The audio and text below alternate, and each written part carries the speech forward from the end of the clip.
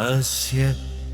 श्रीरामावतारघट्टस्तोत्रमहामन्त्रस्य सुवर्चलहनुमत्सुता सिद्धगुरुसिद्धेश्वरानन्दभारती महास्वामी पादधूलिखरुषिः अनुष्टुप्छन्दः।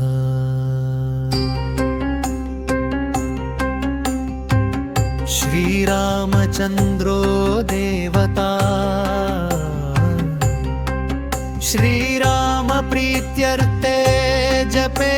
विनियोगः अश्वमेधसमाप्ते तु दशरथस्य महात्मनः। पुत्रकामस्य राज्यस्तु चिन्ता जाता दिवानिशम् ऋतूनां षट्समत्येत्य द्वादशे मासि शोभने चैत्रे नवमिके पुण्ये रामो जातत परात्परः कौसल्या जनयत् पुत्रं सर्वलक्षणसंयुतम्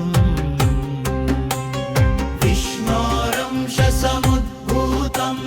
लोकरक्षार्थमागतं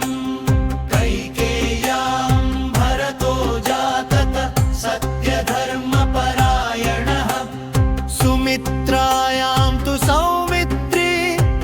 लक्ष्मणशत्रुघ्नसंज्ञिकौ चतुरो राजपुत्रास्ते गुणवन्तो महाबलाः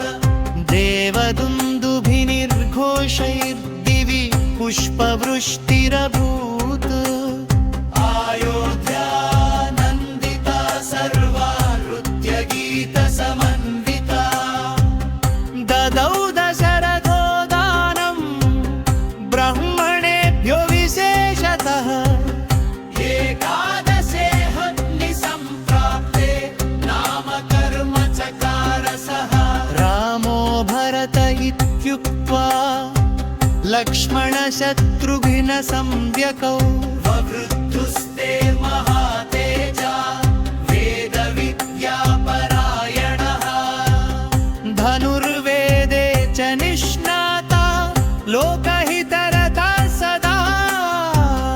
रामो ज्येष्ठो महातेजा लक्ष्मणेन समन्वितः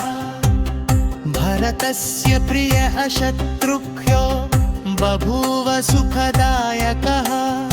एवं वर्धिष्णवस्तेषां दशरथस्य महात्मनः प्रीतिरासीत्